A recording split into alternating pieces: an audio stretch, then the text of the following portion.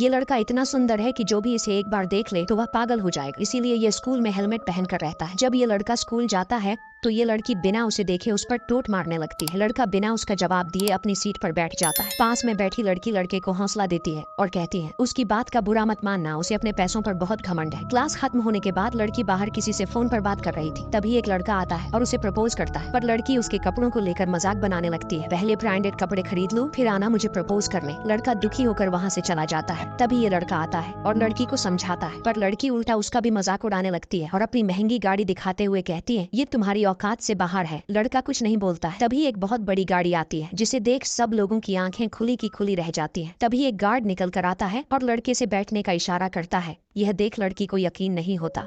इस लड़के के डैड इतने अमीर हैं कि वह पूरे शहर को ही खरीद सकते हैं, फिर भी उनका लड़का एक सरकारी स्कूल में पढ़ता है, उसे कोई पहचान ना, इसलिए वह हेलमेट लगाकर रहता है। इस बात से लड़के के डैड काफी नाराज रहते हैं क्योंकि उनका बेटा एक सरकारी स्कूल में पढ़ता है और अब उनकी तबीयत प्रतिदिन बिगड़ती ही जा रही है, इसलिए वह चाहते हैं लड़के की शादी अपने दोस्त की बेटी के साथ कर दी जाए। लड़के को एक ऐसी लड़की चाहिए थी जो कि उसके पैसों से ना उससे प्यार करे। अगले दिन जब यह लड़का स्कूल जाता है तो सभी स्टूडेंट को अपना अपना पार्टनर चुनकर डांस क्लास में जाना था। ये लड़का इस लड़की से पूछता है क्या तुम मेरे साथ डांस क्लास में चलोगी? तभी लड़की कहती है अपनी शक्ल देखी। डांस क्लास में जाने के पीछे खड़ी लड़की लड़के से कह क्या तुम डांस क्लास में भी हेलमेट पहनकर जाओ? अगर किसी को हेलमेट लग गया, हाँ अगर तुम इस हेलमेट को उतार हैंडसम हुए तो मैं चल सकती हूँ। पर लड़का कहता मुझे तुम्हारे साथ नहीं जाना। तभी लड़की जबरदस्ती हेलमेट उतारने लगती। हेलमेट उतारते ही सभी लड़कियां पहचान जाती हैं कि इसके डैड इस शहर के सबसे अमीर आदमी है, जिस पर लड़कियां मरती। अब वह लड़की दौड़ कर आती, कहती कि मैं तो मजाक कर रही थी। अगले दिन ये लड़की इस लड़के के घर पहुंच गई थी। दरअसल इन दोनों के पिता अच्छे दोस्त थे और लड़की के पिता चाहते थे कि वह उनके दोस्त की लड़की के साथ शादी कर ले, और लड़का तैयार नहीं होता है। वह बताता है ये लड़की सिर्फ पैसों से प्यार करती है और मुझे ऐसी लड़की नहीं चाहिए। अगले दिन ये लड़का क्लास में उसे लड़की से बात करना शुरू कर देता है, जो उसे सबसे पहले हौसला देती है। लड़का उससे पूछता है क्या तुम मेरे बारे में नहीं? लड़के को बड़ी हैरानी होती है, जहाँ एक तरफ सारी लड़कियां उसके पीछे पागल हैं, वहीं इस लड़की को इंटरेस्ट ही नहीं। लड़का उससे पूछता है क्या तुम मेरे साथ कहीं घूमने चलोगी? लड़की तैयार हो जाती है, पर ये जहाँ भी जाते हैं सब इन्हें ही देखते रहते हैं। तभी अचानक इन दोनों को एक साथ ये लड़की भी देख लेती है, जिसे बहुत गुस्सा आ रहा था, पर यह दोनों बिना किसी की परवाह करे एक दूसरे के करीब आते गए। और एक दिन लड़के ने लड़की को अपने घर बुलाया। लड़की जब घर को देखती है तो हैरान रह जाती है। वह लड़के को साफ साफ बता देती है मैं तुम्हारे जितनी अमीर नहीं हूँ, मैं बहुत ही गरीब घर से हूँ। तभी लड़का कहता है तुम्हें परेशान होने की जरूरत नहीं, और वह उसे अपनी फैमिली से मिलाता है, जहाँ पर लड़के के पिता लड़की से पूछते हैं तुम्हारे माता पिता क्या करते हैं? लड़की बताती है कि मेरे पिता एक सिक्योरिटी गार्ड है और मेरी माँ स्टोर पर काम करती है। तभी लड़का बीच में बोलता है